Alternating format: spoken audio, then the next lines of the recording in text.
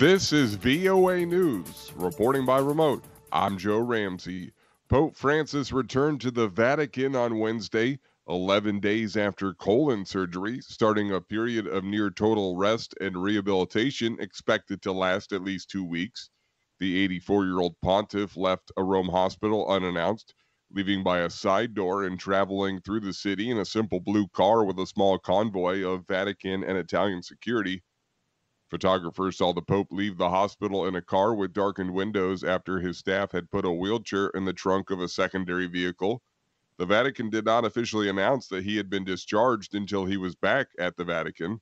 When the Pope entered the hospital in Rome's northern outskirts on July 4th, the Vatican announced it only after he'd been admitted. Francis made just one public appearance during his hospital stay in a 10th floor suite reserved for popes in the Catholic-run hospital. It was the first time Francis has been hospitalized since his election as Pope in 2013. Police in South Africa say more than 70 people have been killed so far in a week of violence that saw more crowds loot shops and offices Wednesday and defy government calls to stop. The unrest is the worst in South Africa for years and has wrecked hundreds of businesses and disrupted hospitals struggling to cope with a third wave of COVID-19 and forced the closure of a refinery. Protests triggered by the jailing of ex-President Jacob Zuma for failing to appear at a corruption inquiry last week widened into looting and an outpouring of general anger over the hardship and inequality that persists 27 years after the end of apartheid. Shopping malls and warehouses have been ransacked or set ablaze in several cities, mostly in Zuma's home province and the financial and economic center, Johannesburg. This is VOA News. The United Arab Emirates opened an embassy in Israel Wednesday, housed in Tel Aviv's new stock exchange building, the latest normalization move under a deal brokered by Washington last year. The venue in the heart of Israel's financial district highlighted the central role of economic cooperation in their ties since the UAE became only the third Arab country to recognize the Jewish state. Israel and the UAE have signed a raft of deals ranging from tourism to aviation to financial services since normalizing ties in a deal brokered by former U.S. President Donald Trump's administration and announced last August.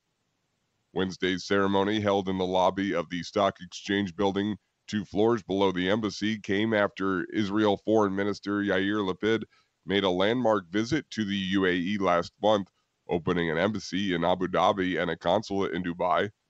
Palestinians were outraged by that decision to establish ties with Israel, which broke with decades of Arab consensus that there should be no such normalization without a comprehensive and lasting peace deal between Israel and Palestinians. European special forces involved in anti-jihadist operation in Africa's Sahel region were given prime position in France's Bastille Day celebrations Wednesday, an apparent sign of President Emmanuel Macron's military priorities. The traditional parade on France's National Day returned after a one-year hiatus caused by the COVID-19 pandemic. Roughly 80 French and European special forces drawn from the multinational force in the Sahel led the procession on foot, a choice intended to send a diplomatic message from Paris.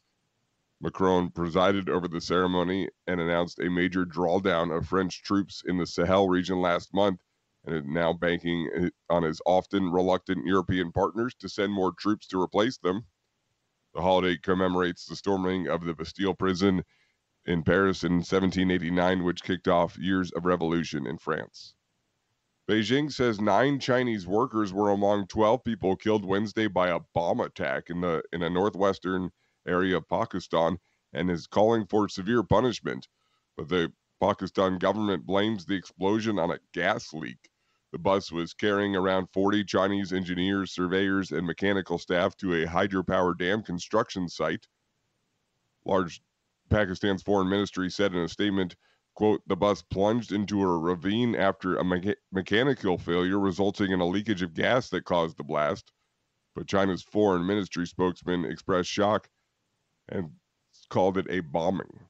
Find more at voanews.com. Reporting by remote, I'm Joe Ramsey, VOA News.